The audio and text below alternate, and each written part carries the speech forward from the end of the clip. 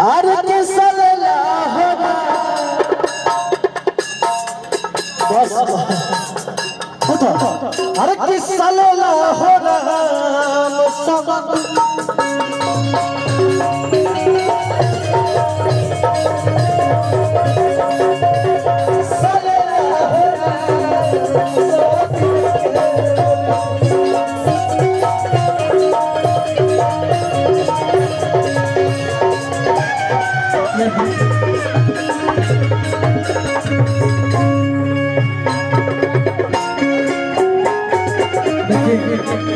करमजीत भाई के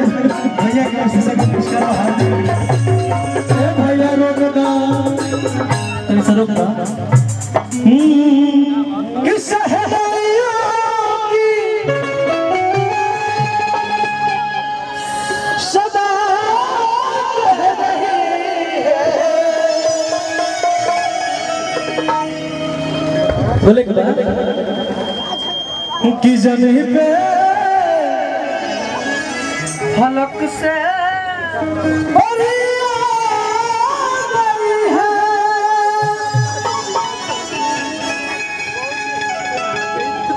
अब हमारा हिंदी तगावे ना मिला लेकिन इतने याद है हर की दूल्हे का चेहरा कि सुहाना लगता है दुल्हन का तो दीवाना लगता है दूल्हे का चेहरा सुहाना लगता है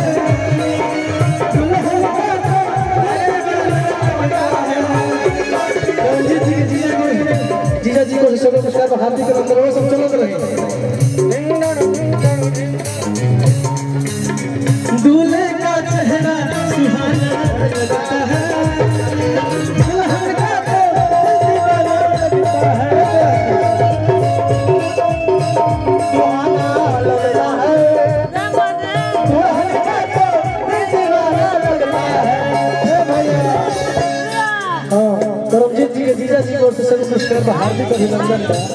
एक और रुपया देना है 200 भाई हाँ हाँ सात फेरों से बना चलना ये बंधन जा रही हूँ छोड़ के तेरी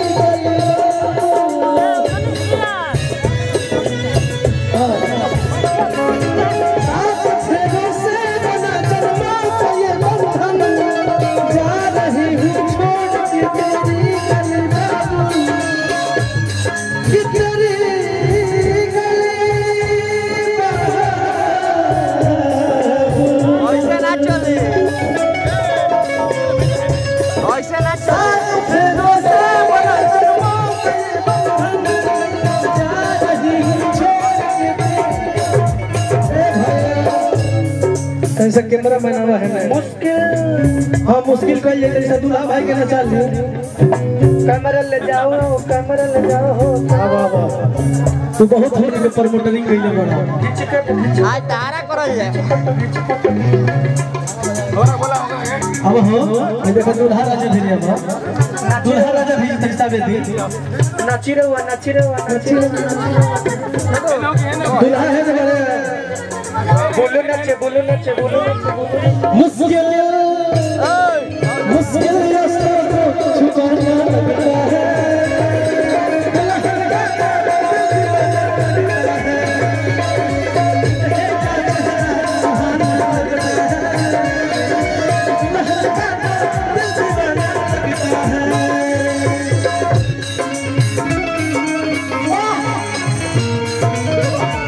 भाई को से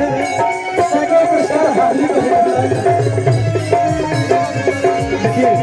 करमजीत जी के जीजा जी को से सैकड़ों पुरस्कार हार्दिक अभिनंदन